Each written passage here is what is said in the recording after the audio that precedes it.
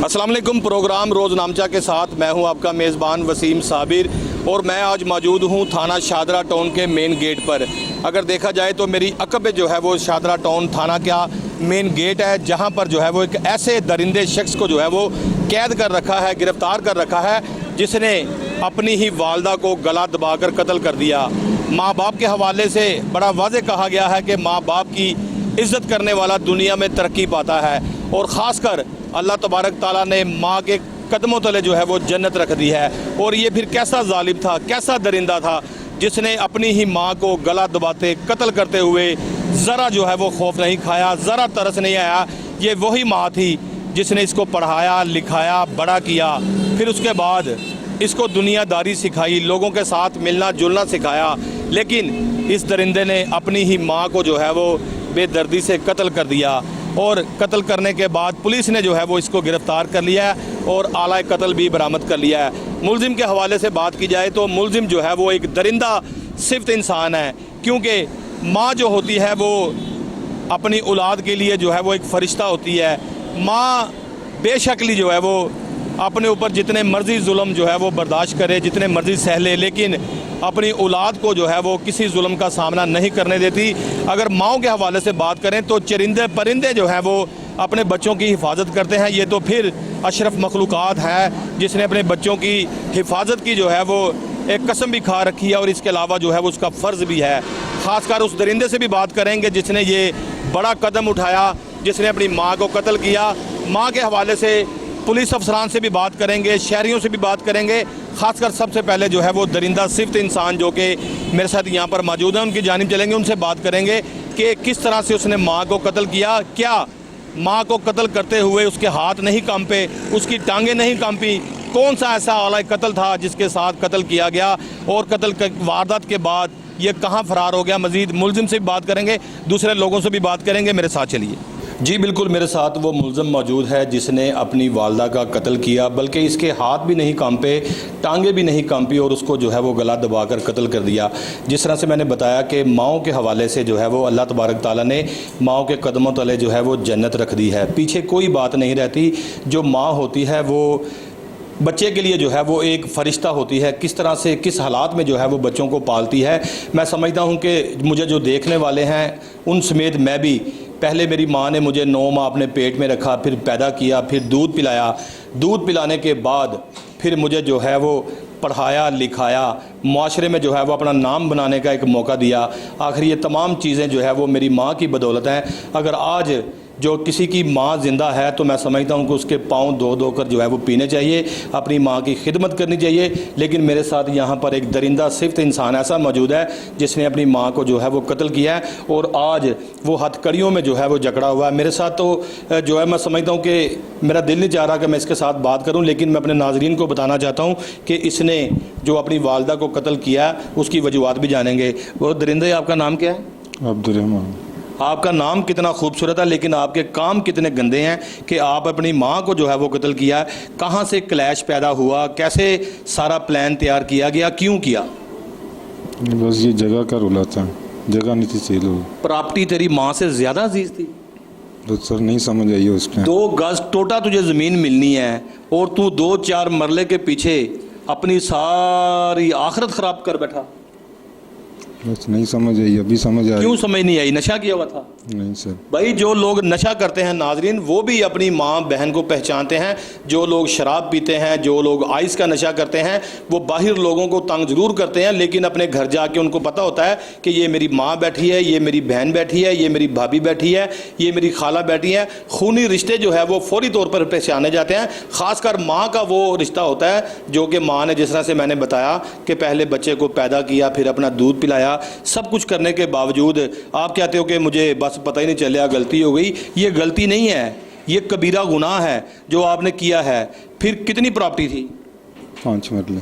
5 मरले के लिए आपने अपनी दुनिया भी ख़राब की और अपनी आखिरत भी ख़राब की। जब जेल में जाओगे, जिस बैरक में रहोगे, जिस जो है वो चक्की में रहोगे, वहाँ के लोग तुम्हें किस नज़रों से देखेंगे कि तू क्या करके आया है। जेलों में अमूमन मैं नाज़रीन बताता चलूँ कि जब कोई नया मुलजिम जाता है तो उसकी बैरक के अंदर जान पहचान होती है, जो साथी मुलजमान होते हैं, कोई चोरी में होता है, कोई डकैती में होता है। मैं समझता हूँ कि माँ के खून के बदले जो है वो किसी की चोरी, किसी की डकैती कर लो, वो बेहतर है। लेकिन इस दरिंदे की शक्ल देखें, इसका चेहरा मैं गौर से दिखाना चाहूँगा कि इसने अपनी माँ को कत्ल किया सिर्फ 5 मरले ज़मीन के लिए, और यहाँ इसने अपनी दुनिया भी ख़राब की और इसने अपनी आखिरत भी ख़राब की। तुम्हें कोई खौफ नहीं आया कि मैं पकड़ा जाऊँगा और अगर मैं मारा गया, मारा तो आपने जाना ही है, आपने मरना है कल को, ऊपर जाके क्या जवाब दोगे जब सामने माँ बैठी होगी। माँ के नाम से तुम्हें पुकारा जाएगा, माँ के नाम से तुम्हें उठाया जाएगा, माँ के नाम से तुझे माफ़ी दी जाएगी। उसी माँ का जो तूने खून कर दिया है, तो तुझे ना दुनिया की फ़िक्र ना आखिरत की फ़िक्र। सारा मामला क्या है?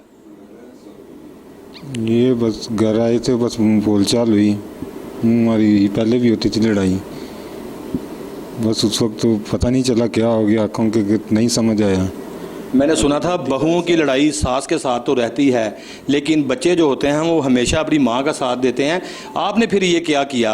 आप तो सास, तो क्या आपने सगी माँ को मार दिया? आप तो उस, मैं समझता हूँ कि जालिम से भी जालिम आदमी पाए गए हो।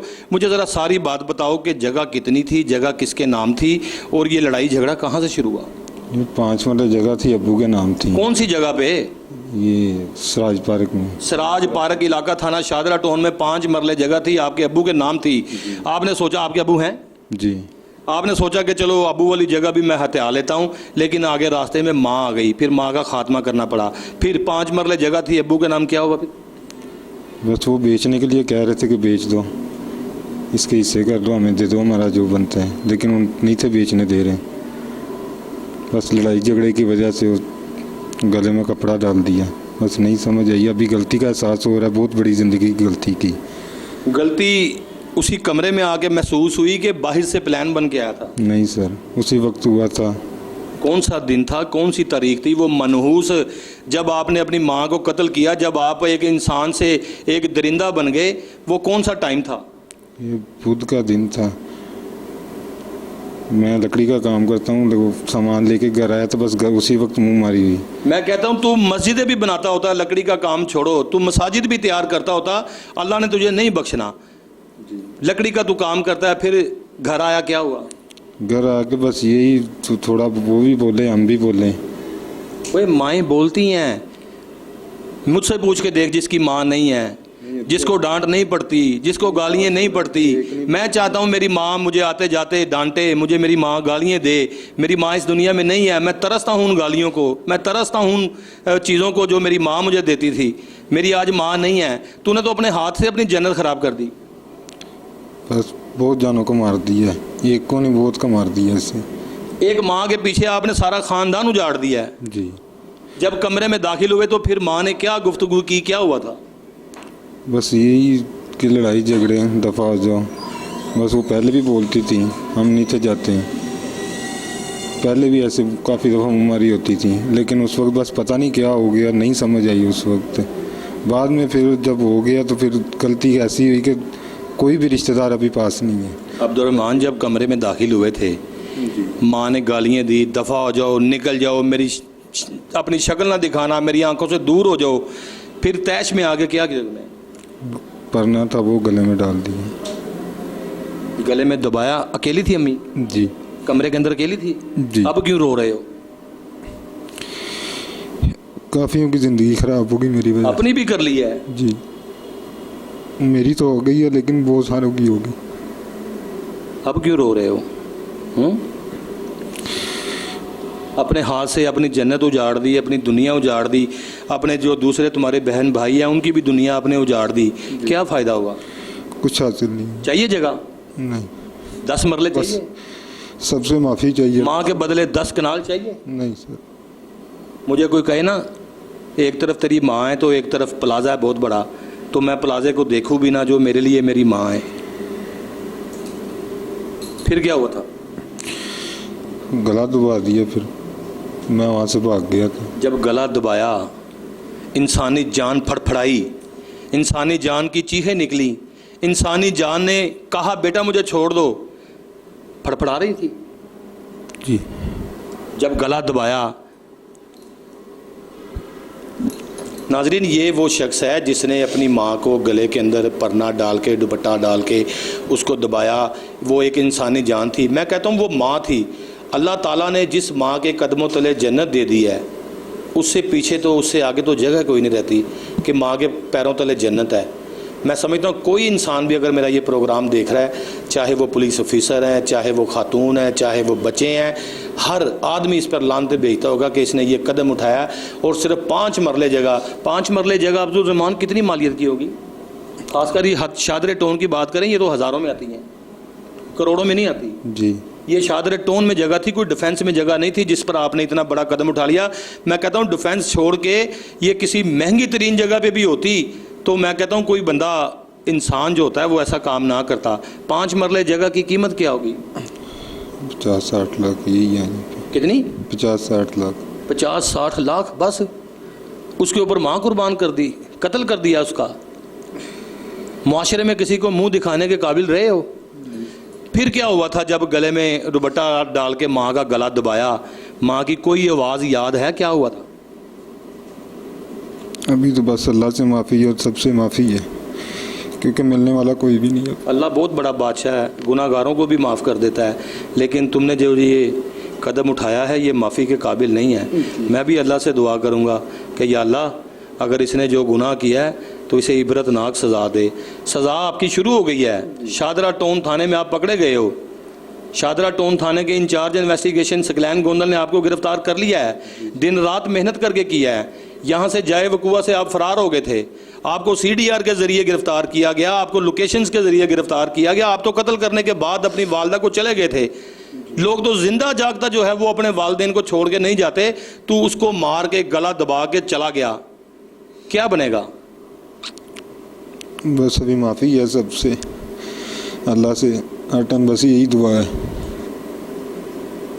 मुझे पूरी बात बताओ ज़रा। फिर जब कमरे में दाखिल हुए, अम्मी के साथ बहस हुई, बहस बहासे के बाद माएँ कहती होती हैं चले जाओ, क्या हुआ था? अभी हौसला नहीं पड़ रहा, अभी बस बात बताने का हौसला नहीं पड़ रहा। नहीं, क्योंकि वो चीज़ें याद आती हैं, वो चीखें याद आती हैं, वो अल्फाज याद आते हैं, वो माँ की आंखें याद आती हैं, वो माँ का बैठना याद आता है, वो गले में दुपट्टा डाल के उसको कत्ल करना याद आता है, हर चीज़ याद आती है। इसलिए तुम कहते हो कि हौसला नहीं पड़ रहा। माँ को कत्ल करने का हौसला पड़ गया था 5 मरले ज़मीन के पीछे।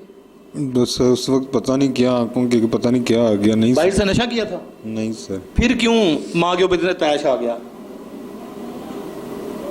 समझ नहीं आई उस। माँ तो जूतियाँ भी मारती हैं, माँ तो सोटियाँ भी मारती हैं, माँ तो गालियाँ भी देती हैं, माँ तो सारा कुछ करती हैं। फिर जब तुम्हें बाहर कोई मुसीबत पड़ती है तो माँ, अंधेरी हो, तूफ़ान हो, बारिश हो, जलजला हो, ट्रैफिक हो, जो मर्जी हो, माँ तुम्हारे पीछे पहुँच जाती है। क्यों? क्योंकि वो माँ है। तुम औलाद हो, तुम जालिम हो, तुम दरिंदे हो, तुमने जो ये कदम उठाया ये माफ़ी के काबिल नहीं है। फिर माँ ने क्या कहा आपसे? फिर मैं वहाँ से चला गया था। और माँ की कोई अच्छाई याद है? याद है कि तुझे पैदा किया, खुद दर्दें ली, खुद परेशान हुई और बेड पे लेट के तुझे अपना दूध पिलाया, बेड पे लेट के उसने 3-4 महीने तुझे संभाला। फिर उसके बाद आहिस्ता आहिस्ता तू चलने लग गया, तुझे पैसे देने शुरू हो गए, कुछ चीज़ खा ले, फिर तेरी उंगली थाम कर जो है वो बाज़ारों में लेके जाना, फिर आहिस्ता आहिस्ता तुझे अच्छे कपड़े पहनाना, अच्छी तहजीब सिखाना, अच्छा कारोबार कराना, हर चीज़ आपको सिखाई। उसका सिला आपने क्या दिया? अच्छा नहीं दिया सर। अभी गलती है, बहुत बड़ी गलती हो गई है, नहीं था करना चाहिए। पहले भी लड़ाई रहती थी? जी। कितनी देर से ये लड़ाई चल रही थी? 2-3 साल से। 2-3 साल से अगर लड़ाई चल रही थी तो उसका तरीकाकार बड़ा बेहतर था। कानून के पास जाते, कानून की मदद लेते, कोई दरख्वास्त देते, कहते कि हमारा जो बंटवारा है वो कर दें, कि दुपट्टा उठाया और गला दबा दिया। मैं तो आपके मुंह से ये बात सुनना चाहता हूँ कि जब आपने गला दबाया था तो माँ परिंदे की तरह फड़फड़ा रही थी?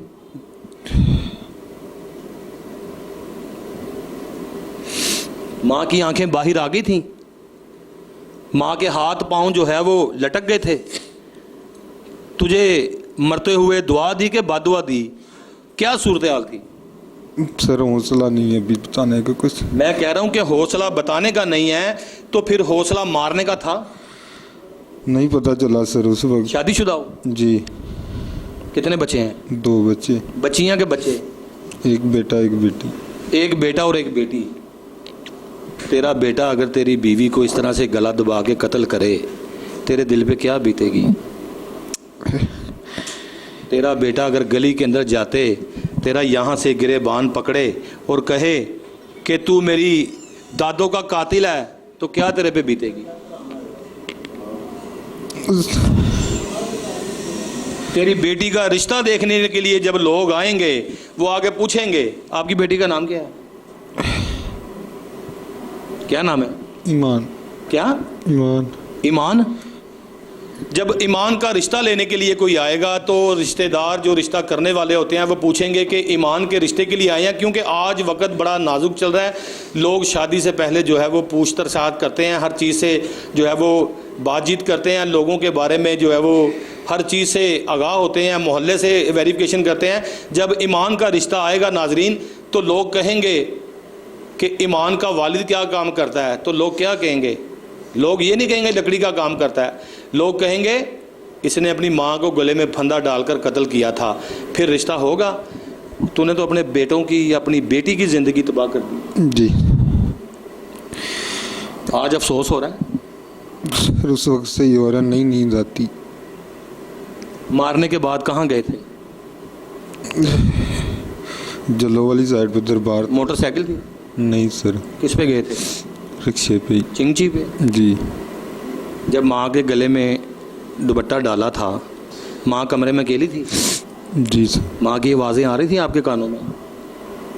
जी। माँ की आवाज़ें कानों में थी? कह रही थी कि बेटा ना करो, बेटा मैं मर जाऊंगी। उसका दम घुट गया था, उसकी शारक दब गई थी, उसकी आंखों से पानी आ गया था, उसने जो चीखना चलाना शुरू किया था। तुझे ज़रा याद नहीं आया कि ये वो ही माँ है जिसने मुझे बड़ा किया है, जिसने मुझे सहारा दिया है, जिसने दुनिया में मेरा नाम पैदा किया है? कोई किसी बात पे शर्म आ रही है? सर हर बात पे भी शर्म है, हर बात पे शर्म है कि नहीं था करना चाहिए। ये जो कौम तुझे देख रही है मेरी टेलीविज़न स्क्रीन पे कोहिनूर न्यूज़ की, इसको क्या जवाब दोगे? हाथ बांध के माफ़ी मांगोगे?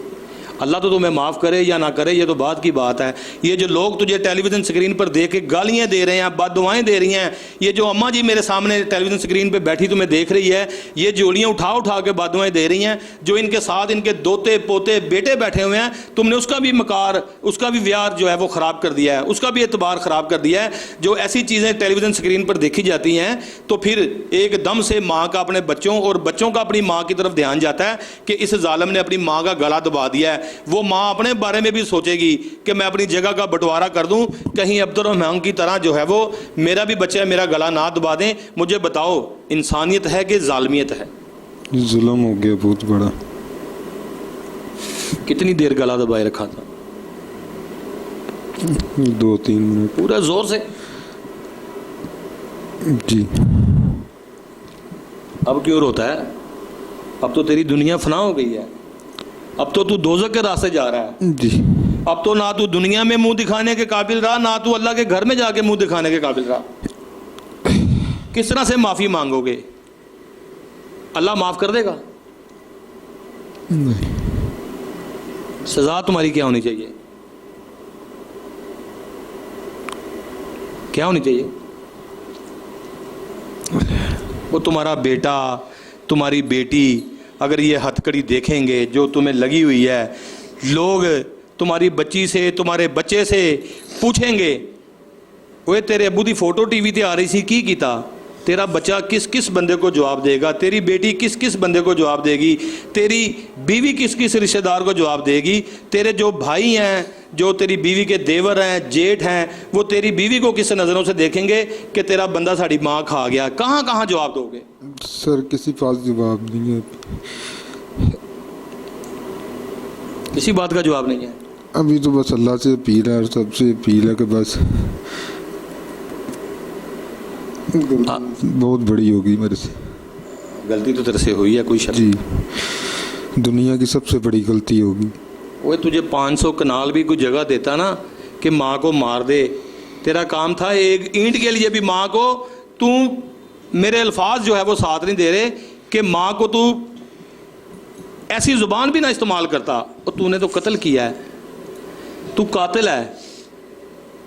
जेल में जाएगा तो लोग तेरा मजाक उड़ाएंगे, लोग तुझे पत्थर मारेंगे, लोग तुझे गालियाँ देंगे, लोग तुझे कत्ल करने की कोशिश करेंगे। क्या मुंह दिखाएगा इलाका मजिस्ट्रेट के जब तू पेश होगा और तेरा वकील खड़ा होगा एक साइड पे, और जज सब क्या देख के तुम्हें कहेंगे? अभी तो सज़ा होगी, होनी है ना जी।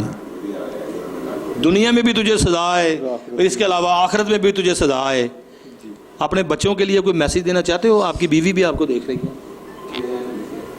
कोई भी नहीं मिलता। किसको? आपको? जी बीवी भी नहीं मिलती, बच्चे भी नहीं मिलते?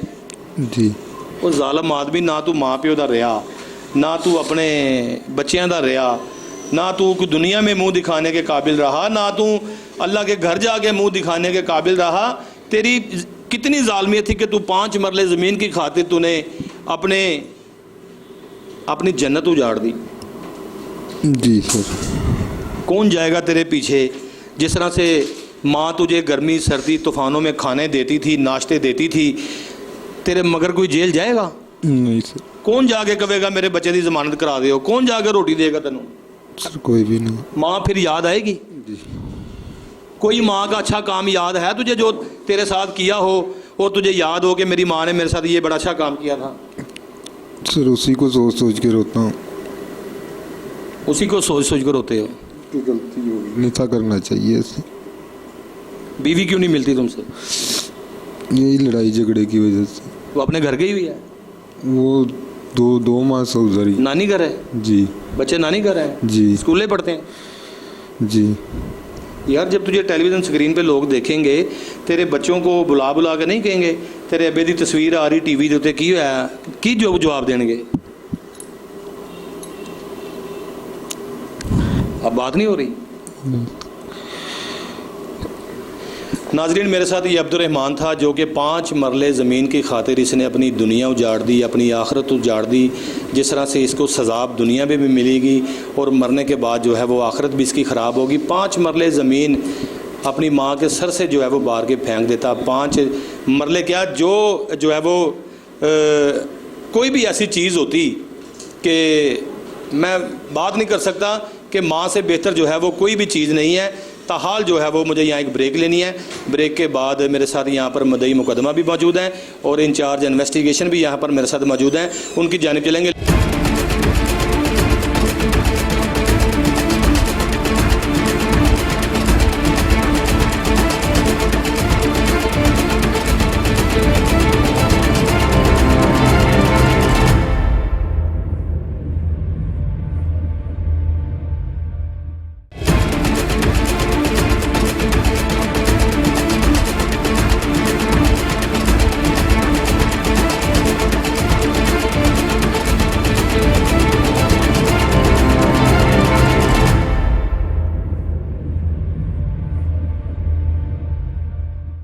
Welcome back after the break. Break के बाद मैं मौजूद हूँ incharge investigation Shahdara town Saqlain Gondal के हमरा, जिन्होंने मुलज़म को बड़ी महारत से गिरफ़्तार किया। मुलज़म के हवाले से जिस तरह से मैंने पहले बताया कि मुलज़म ने एक ऐसा जुर्म किया है जो कि कोई भी देखता है, कोई भी सुनता है तो उसके पैरों तले ज़मीन निकल जाती है। सकलैन गोंदल ने किस तरह से गिरफ़्तार किया और वकूआ किस दिन हुआ और कैसे ये FIR दर्ज हुई, उनकी जानिब चलेंगे, उनसे बात करेंगे। गोंदल साहब अस्सलाम वालेकुम, क्या हाल है आपका? जी वालेकुम अस्सलाम। गोंदल साहब, आपके पास एक मुकदमा आया 302 का, उस हवाले से मुझे ज़रा डिटेल से बताएं कि कौन सी डेट को ये मुकदमा दर्ज हुआ था?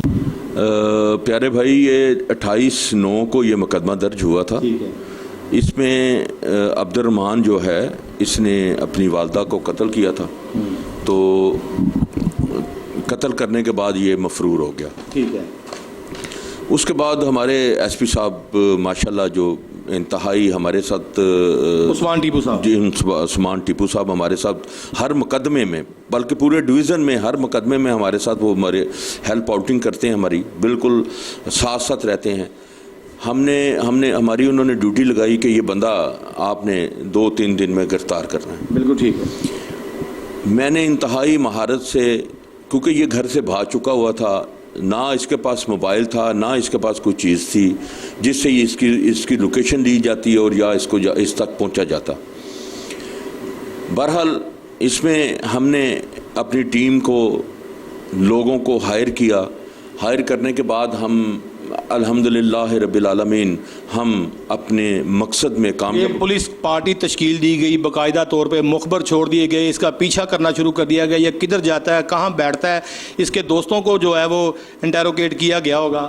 जी, ये सारे मरहात जो हमने ये सारे फलांग कर चला, इसको हमने यहाँ तक के यहाँ ये जहाँ जहाँ बैठता रहा है, जहाँ जहाँ ये थूकता भी रहा है, हमने वहाँ तक भी इसकी रसाई की।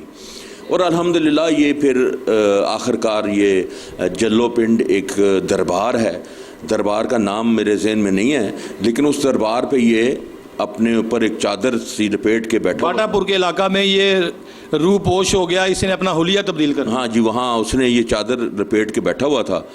वो हमने जब जाके इसको चेक किया तो अल्हम्दुलिल्लाह ये वही निकला और अल्लाह ताला ने बहुत बड़ी कामयाबी दी और हमने इसको ले आए। गोंदल साहब, आप भी एक बाप हैं, आपकी बेटी भी है, आपका बेटा भी है, आपका ख़ानदान है। जब ये वक़ुआ आपने सुना, एज एक बाप होने के नाते दिलो दिमाग में क्या ऐसी बात आई कि ये जुल्म नहीं? बात प्यारे भाई ये है वसीम भाई कि सबसे पहले बात ये है कि पुलिस अफसर जब कोई मुकदमा दर्ज होता है, छोटे से छोटा या बड़े से बड़ा, जब तक उसमें वो अपने आप को मुद्दई नहीं समझ पाता तब तक उसकी दर्द महसूस नहीं करता। यानी कि पुलिस ऑफिसर खुद को अगर मुद्दई महसूस करे तो उसका दर्द महसूस नहीं हो सकता और उसकी कोशिशें जो हैं वो ज़्यादा तेज़ हो जाती हैं कि इसको मैंने गिरफ्तार करना है, ये मुद्दई मुकदमा की नहीं बल्कि मेरी परेशानी है। मैं आपको यही बता रहा हूँ, मेरी आंखों में इस वक्त आंसू आ रहे हैं भाई। जो कत्ल हुई है वो भी किसी की बेटी, किसी की माँ, किसी की बहन, औरत, जिसको हमारे नबी ने इतना मुकाम दिया। तो मैं जब भी कोई तफ्तीश करता हूँ तो मैं ऐसे महसूस करता हूँ कि ये वक़ुआ उनके साथ नहीं, मेरे साथ हुआ है। Very good. और मैं दिलो जान से मेहनत करता हूँ और अल्लाह से दुआ मांगता हूँ, या अल्लाह मुझे इस मकसद में कामयाब करना। मैं अल्हम्दुलिल्लाह 5 वक्त का नमाजी हूँ। हर नमाज के बाद मैं अपने जहाँ मैं लगा होता हूँ, बल्कि पूरे पाकिस्तान की खैर मांगता हूँ और अल्लाह ताला मुझे कामयाबी देते हैं। गोंदल साहब, मुझे यहाँ पर ये भी बताएं कि तमाम मामला क्या था प्रॉपर्टी का, कितनी प्रॉपर्टी थी, ताकि मेरे नाजरीन को इस बात को जो है वो समझने में आसानी हो सके। वसीम भाई, ये एक्चुअली ये 5 बहन भाई हैं और इनकी कुछ अर्सा पहले जो इसका बाप है ताहिर, वो इसकी जो पहली बीवी थी वो फोत हो चुकी होती है 6 साल 7 साल पहले। वो 4 साल पहले मीना नामी औरत से शादी करता है। 5 मरले का घर है। 5 मरले का घर उसने इधर बड़ी मुश्किलों से, वो एक राजगिरी करता है, मजदूर है। लोगों के पीछे कढ़ाइयाँ उठाना, लोगों के पीछे रेत लेके जाना, सीमेंट लेके जाना, दिहाड़ी कितनी 700 800, सारा दिन जो है वो इनकी खातिर अपने ऊपर तशद्दुद करवाता रहा, इसकी खातिर जो है वो अपने ऊपर जुल्म सितम ढवाता रहा। गर्मी में पसीनों पसीन होकर इनके लिए खाना लेके घर जाता था, मजदूरी करता था, कोई लैंडलॉर्ड नहीं था। बिल्कुल, आपकी बात बिल्कुल वसीम भाई बिल्कुल दुरुस्त है। उस जो शादी कर लेता है मीना नामी औरत से, मीना नामी एक नेक औरत थी, वो बच्चों को कुरान का दर्स भी देती थी, नमाज भी पढ़ती थी और महल्लेदार बताते हैं कि हमारे बच्चे इसके पास कुरान की तालीम भी लेने आते थे। और जिस दिन ये वक़ुआ हुआ है पूरा महल्ला अश्कबार था और मैं जब मौके पे पहुंचा, मेरे डीएसपी साहब मियाँ कदीर साहब मौके पे पहुंचे। उसके जनाजे पे छोटे छोटे बच्चे चीखते चलाते होंगे कि उस्तानी फौत हो गई, उस्तानी कत्ल हो गई, उस्तानी ਨੂੰ मार दिया गया। क्योंकि बच्चों को जब कोई खातून हो या कोई मर्द हो, कोई कारी हो, कोई मस्जिद का इमाम हो, जब किसी बच्चे को कुरान पाक पढ़ाता है तो मैं समझता हूँ कि दुनिया का सबसे बड़ा वो एहसान करता है कि उसे हर दीन से जो है वो उजागर कर देता है, दीन से उजाला कर देता है, क्योंकि उसने कुरान पढ़ाया होता है। आपकी बात बिल्कुल बजा है, ये समझने की बात है। मैं पहले भी कह चुका हूँ कि ये सारा कुछ एक तरफ, लेकिन इतना बड़ा जुल्म, ज़्यादती, ये मैं महसूस करता हुआ मैं यहाँ तक पहुँचा हूँ कि मैंने इसको गिरफ़्तार किया।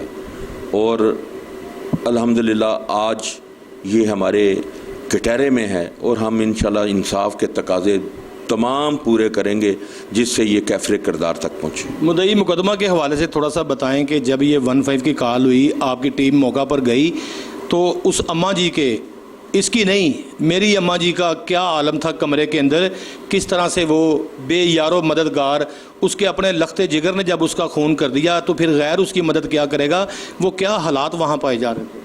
बिल्कुल, वहाँ हर बंदे की आँख में वो आँख उसकी अश्कबार थी।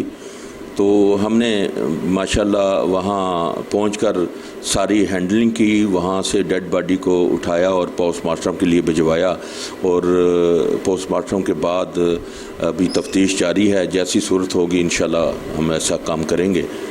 जिस तरह से उस्मान टीपू साहब के हवाले से अगर बात की जाए नाज़रीन, तो उस्मान टीपू जो है वो एसपी इन्वेस्टिगेशन सिटी तैनात है और 22 थाने जो है वो उसके अंडर आते हैं। 22 थानों के इन्वेस्टिगेशन पुलिस जो है वो उसके मातहत हैं और ऐसे मामलात जो होते हैं उसमें जो है वो ज़्यादा जो उनकी इंचार्ज इन्वेस्टिगेशन की मदद भी की जाती है। क्या इस केस में भी जो है वो उस्मान टीपू साहब ने आपकी को मदद की? देखें जी, हमारे वो जो हमारे एसपी साहब हैं माशाल्लाह वो उन्होंने वो हर छोटे से छोटे जुर्म में और बड़े से बड़े जुर्म में वो हमारे लिए बिल्कुल हमा तैयार रहते हैं और हम उनकी मशावरत के बगैर, उनकी गाइडेंस के बगैर हम जो है ना जी अधूरे हैं। मुलजिम के हवाले से आखिर पे बात करेंगे कि मुलजिम क्या आपके पास रिमांड पे है और ये कितने दिन के रिमांड पे है? अभी हम आज तो हम इसको इंशाल्लाह गिरफ्तारी डालेंगे जी, तो उसके बाद इसको हम इसका रिमांड लेंगे और इसके वो जो आला ज़रब है, ज़रब से मुराद के जो परना जो इसने गले में डाला बरामद किया जाएगा, वो बरामद करना है। समझते हैं कि इसको सज़ा सख्त से सख्त दी जाएगी? जी बिल्कुल। और आपकी जानिब से इस्तदा भी की जाएगी, आपकी मिसल में लिखा जाएगा कि ये गुनाहगार पाया जाता है? जी बिल्कुल, क्यों नहीं है। ये तो आपके सामने इतराफ़ जुर्म भी कर रहा है, इससे भाग भी नहीं रहा। और ये मुकदमे जो 302 के होते हैं इसमें पुलिस अफसर कोई भी किसी किस्म की वो ढील नहीं छोड़ते। 302 के मुकदमे में कोई भी पुलिस ऑफिसर जो है वो डील नहीं छोड़ता। मेरे साथ जो है वो इंचार्ज इन्वेस्टिगेशन सकलैन गोंदल मौजूद थे, जो कि इंचार्ज इन्वेस्टिगेशन शादरा टाउन में तैनात है। जिस तरह से इन्होंने बताया कि Usman Tipu SP investigation city ने भी बड़ी मदद किया हो, तो ये 302 का एक बड़ा मुकदमा है, हाई प्रोफाइल केस है और चोरी के मुकदमात में भी जो है वो एसपी इन्वेस्टिगेशन जो है वो हमारी मदद करते हैं। मुलजिम के हवाले से फिर बताते चलें कि जिस तरह से मुलजिम ने बड़ा जालिमाना ये इकदाम उठाया, ये माफ़ी के काबिल नहीं है। और जिस तरह से इंचार्ज इन्वेस्टिगेशन ने भी बताया कि आज इसकी गिरफ्तारी डालकर इसको अदालत के रूबरू पेश किया जाएगा और वहाँ से इसका रिमांड हासिल किया जाएगा और रिमांड में जो है वो परना और वो दुपट्टा जो है वो बरामद किया जाएगा, जिसके साथ जो है वो अम्मा जी का, मीना बीबी का जो है वो गला दबाया गया था, उसको मौत के घाट उतारा गया था। मुद्दई मुकदमा भी मेरे साथ यहाँ पर मौजूद हैं, उनकी जानिब चलेंगे कि मुद्दई मुकदमा क्या कहते हैं। जो इस केस का मुद्दई है वो ज़ाहिरी बात है उनका कोई उसके साथ खूनी रिश्ता होगा। मैं मौजूद हूँ इस वक्त मुद्दई मुकदमा के साथ, जो कि मीना बीबी के भाई हैं। क्या आप उनके भाई लगते हैं जी? जी, मेरी सगी बहन है। इनकी सगी बहन है, ये मेरे साथ मुद्दई मुकदमा थे। तफ्तीश के हवाले से फिर अगर बात की जाए तो जिस तरह से मैंने बताया ब्रेक से पहले कि मुलजिम का आज रिमांड हासिल किया जाएगा और उसके कब्ज़ा से वो दुपट्टा, वो परना जो है वो बरामद किया जाएगा, जिसके साथ उसका गला दबाया गया था। बाबा जी, एक तो मैं आपके साथ तह दिल से बड़ा अफसोस करता हूं कि एक नमाजी, परहेज़ी और इलाका में एक अच्छी साख रखने वाली, बच्चों को कुरान पाक पढ़ाने वाली खातून को नाहक कत्ल किया गया है। उसके हवाले से बताएं कि आपकी बहन का नाम क्या था और उनकी उम्र क्या थी? उनकी उम्र 58 था, तकरीबन 58 साल थी। और अब मोहल्ले में आपने देख लिया, अब हमारे बताने की तो इसमें ज़रूरत नहीं है कि उनका किरदार क्या था, कैसी थी वो।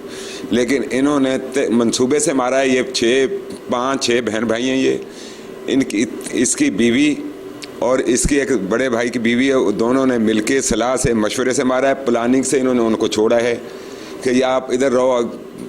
और इसकी बीवी ये कहती रही कि हमारे पास प्लाट है, इसके भाई की बीवी, जीशान की बीवी। मैं यहाँ पर मुद्दई मुकदमा की बात करता हूँ। जो 302 का कोई मामला होता है नाजरीन, उसको प्री प्लान किया जाता है। 302 एकदम से नहीं हो जाती। खासकर प्रॉपर्टी के हवाले से आपने देखा होगा कि प्रॉपर्टी हथियाने के लिए जो है वो एक प्लान तैयार किया जाता है। प्लान तैयार करने के साथ साथ जो है वो कुछ और लोग भी शामिल होते हैं, चाहे वो ख़वातीन हो चाहे वो मर्द हो। बाबा जी, 5 मरले का ये सिर्फ शोर शराबा था और इतना बड़ा इसने कदम उठाया। क्या आप समझते हैं इस मुलजिम के साथ और भी लोग मौजूद होंगे? ये इनके साथ इनके साथ शामिल हैं। ये 3 भाई हैं, तीनों की बीवी हैं।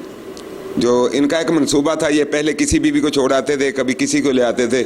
इसकी बीवी शुबाना और इसके जो बड़े जिशान की बीवी है वो कहती थी हम इसको कत्ल कर देंगे, हमारे पास एक प्लाट है, हम उसको बेच के इसके ऊपर लगा देंगे। ये आनन फानन नहीं हुआ, ये मंसूबे से हुआ ये सब।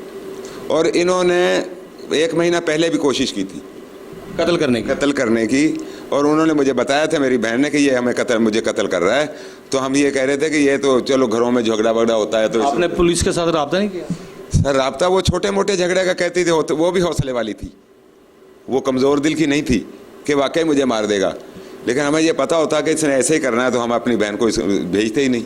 मैं चाहता हूं कि मेरे नाज़रीन को वकूआ के दिन बताएं कि जब ये वकूआ हुआ तो कैसे आपको पता चला? सर मैं इनके घर मिलने के लिए गया, जैसे मैं दरवाजे के अंदर गया, ये इसके मुंह पे कपड़ा था, इसने गला दबाया हुआ था, और इसका भाई है, वो इमरान है उसका नाम, उसकी बीवी मदीहा, और इसका भाई जिशान, जो जब मौका उस पर हमारी समझ में नहीं आया ये कौन है, मुंह पे कपड़ा रखा हुआ था, ये इधर से सारे भाग गए। हमें तो कोई होश नहीं था कि हम क्या देखें और क्या उठाएं और क्या करें। पुलिस के हवाले से आखिर में बात करें कि जिस तरह से सकनैल गोंदल साहब ने ये कार्रवाई की, इसको गिरफ्तार किया, पुलिस के हवाले से मुझे ये बताएं कि पुलिस ने आपके साथ कैसा कोऑपरेट? माशाल्लाह अल्हम्दुलिल्लाह, जैसे लोगों से सुनते थे ना कि पुलिस पैसे लेती है, ये करती है, वो हमसे किसी ने कोई एक चुन्नी मांगी हो, किसी ने कुछ लिया दिया नहीं, और पूरी थाने की टीम ने हमारे साथ हमदर्दी की है।